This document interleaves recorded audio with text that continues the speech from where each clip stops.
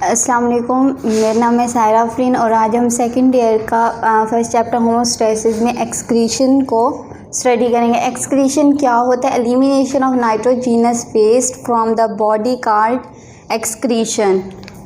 Excretion क्या होता है? जब भी कोई भी लिविंग ऑर्गेनिजम्स है जब फूड इनटेक करता है तो वो लाजमी नहीं है कि सारी की सारी एब्जॉर्ब हो जाए। कुछ की मेटाबॉलिज्म होकर ब्रेक डाउन हो जाती है और एब्जॉर्ब हो जाती है। जो बाकी रह जाते हैं नाइट्रोजीनस वेस्ट तो उन्हें हम एक्सक्रीशन कहते हैं। अब दो कैटेगरीज आ जाती हैं, प्लांट और एनिमल।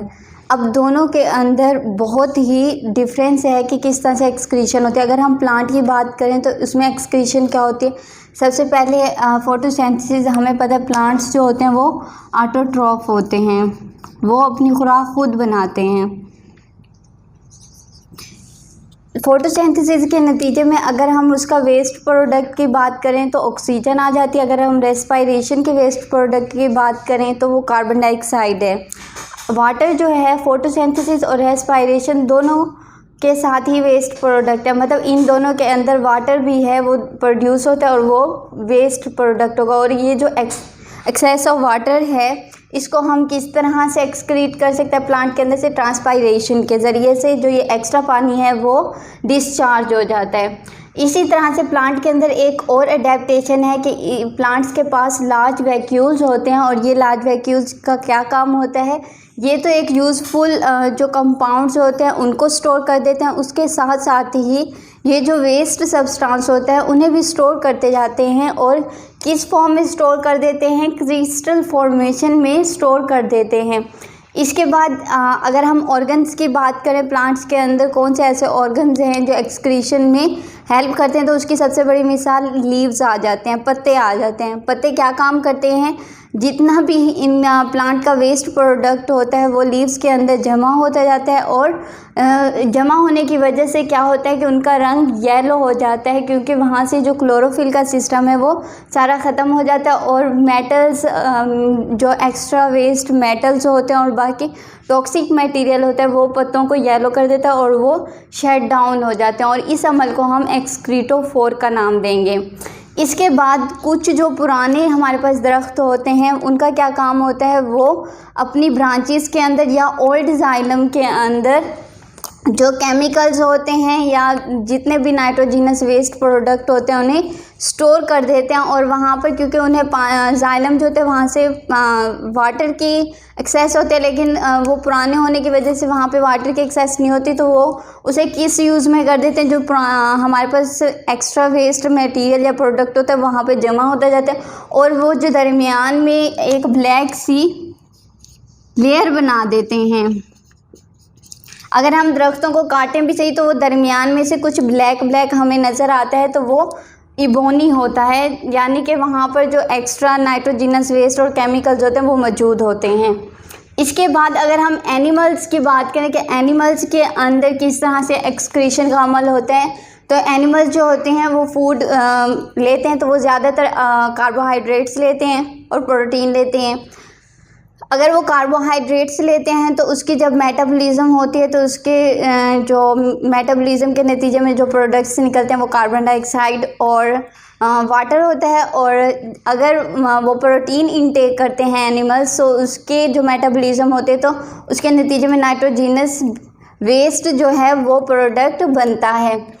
अब इसके अंदर अगर हम एग्जांपल लें प्लांट्स एनिमल्स में, तो इसमें सबसे पहले जो होता है एनिमल अगर प्रोटीन लेते हैं, अगर प्रोटीन की कैटाबॉलिज्म हो जाए तो वो अमाइनो एसिड के अंदर कन्वर्ट हो जाते हैं और इस प्रोसेस को हम डीअमाइनेशन का नाम देते हैं।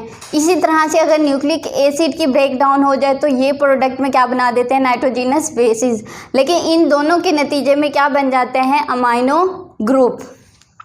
इसके बाद जो अमाइनो ग्रुप है ये डिफरेंट एनिमल्स के अंदर डिफरेंट वे में एक्सक्रीट होता है, क्योंकि हमें पता है कि जो अमाइनो ग्रुप है वो एक टॉक्सिक केमिकल है और ये डायरेक्टली प्लांट एनिमल्स के अंदर से रिमूव नहीं होता, क्योंकि अगर ये डायरेक्टली रिमूव होगा तो डर है कि जो प्लाज्मा है सेल का वो मतलब कि टर्जिड हो जाए या वहाँ से मतलब कि उसे डैमेज ना कर दे प्लाज्मा को।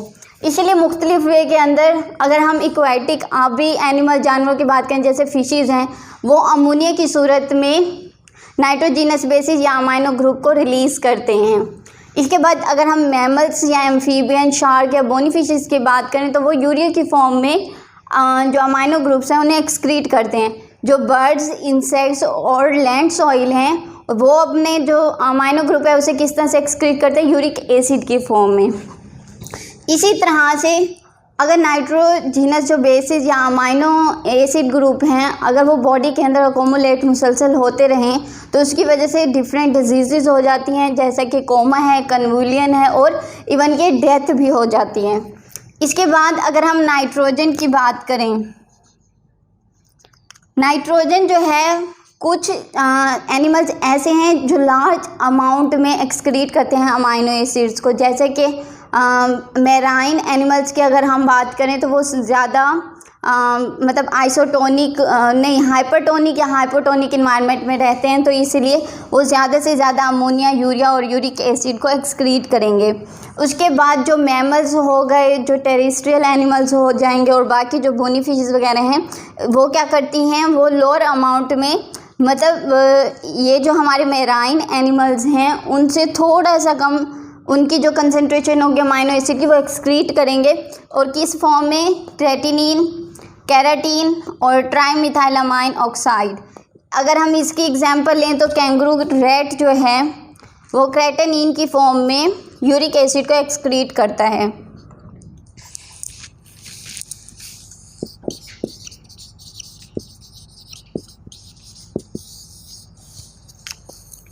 क्रेटिनिन जो कैंगरू रैट है वो क्रेटिनिन की फॉर्म में यूरिक एसिड को रिलीज़ करता है। इसके बाद कुछ एनिमल्स या बर्ड्स ऐसे हैं जो इंतहाई कम यूरिक एसिड या फिर अमाइनो एसिड को रिलीज़ करते हैं और वो क्या हैं, अमाइनो एसिड प्योरीन या पैरामिडीन की फॉर्म में। और अगर हम इसकी फर्दर मेटाबॉलिज्म की बात करें तो ये जब फर्दर इनकी ब्रेक डाउन होगी तो ये क्या बना देते हैं, हाइपोजेंथीन, जेंथीन, यूरिक एसिड, एलेंटोइन और अमोनिया को ऐसे प्रोडक्ट एक्सक्रीट करते हैं। Thank you.